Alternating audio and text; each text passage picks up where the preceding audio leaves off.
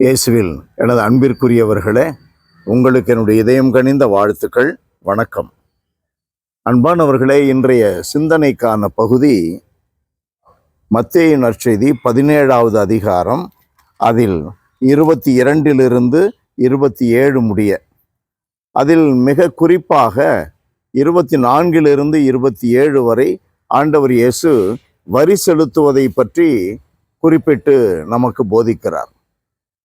தங்களுடைய மக்களிடமிருந்து வரியை பெறுவதல்ல, ஆனாலும் குடிமக்கள் இதற்கு கட்டுப்பட்டவர் அல்ல. ஆயினும் நாம் அவர்களுக்கு தடையாயிருக்கக்கூடாது. எனவே நீ போய் கடலில் தூண்டில் போடு, முதலில் அகப்படும் மீனை எடுத்து அதன் வாயை திறந்தால் சாத்தேர் நாணயத்தை காண்பாய். அதை எடுத்து உன் சார்பாகவும் என் சார்பாகவும் அவர்களிடம் செலுத்து.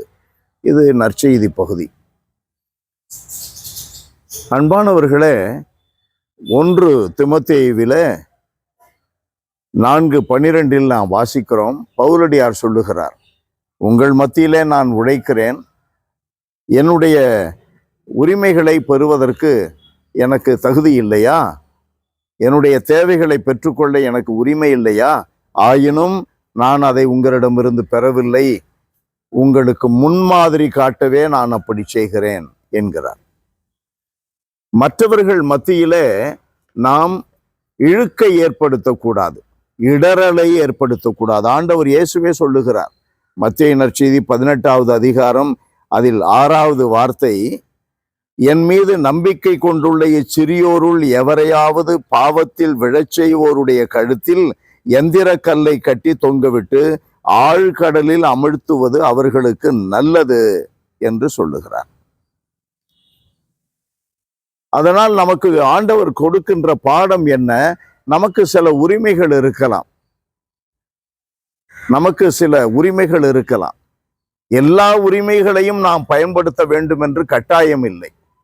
சில உரிமைகளை விட்டு கொடுக்கும் பொழுது அது பலருக்கு முன்மாதிரியாக எடுத்துக்காட்டாக இருக்குமானால் அதைத்தான் முதலில் நாம் தெரிந்து கொள்ள வேண்டும். ஃபர்ஸ்ட் ப்ரையாரிட்டி, அதுதான் முதன்மையாக எடுத்துக்கொள்ள வேண்டும். ஆகையினால் நாம் அனைத்திலும் நம்முடைய உரிமைகளுக்காக எல்லா காரியங்களுக்கும் நாம் போரிடக்கூடாது. சில உரிமைகளை நாம் விட்டு கொடுக்க வேண்டும். எதற்காக?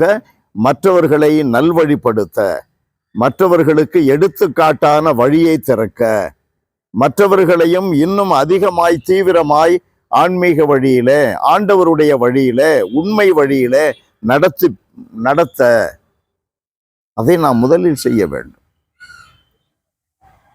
ஆகவே ஆண்டவர் இயேசு நமக்கு முன்மாதிரியாய் இருக்கிறார். வரி செலுத்துவது நமக்கு கடமை இல்லாவிடனும் கூட நாம் செலுத்துவதனால் மற்றவர்கள் அந்த நல்ல காரியத்தை செய்வதற்கு தூண்டப்படுவார்கள்.